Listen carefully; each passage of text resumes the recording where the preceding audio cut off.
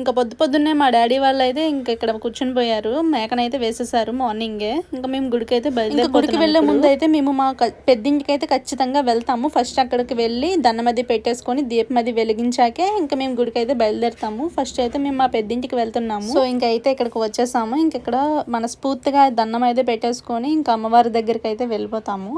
ఇంకా మాకు మా ఇంటి దగ్గర నుంచి గుడికి అయితే ఆల్మోస్ట్ ఒక 1.5 కిలోమీటర్ అయితే డిస్టెన్స్ అనేది ఉంటుందన్నమాట. ఇంకా మేమైతే గుడికి బయలుదేరిపోయాము. రాంబిలి పైడితల్లి అమ్మవారి టెంపుల్ అంటే తెలియని వాళ్ళు ఎవ్వరూ ఉండరండి. ఆల్మోస్ట్ చాలా మందికి తెలిసే ఉంటుంది. ఈ గుడి మీలో ఎంతమందికి తెలుసు అనేది కమెంట్ చేయండి.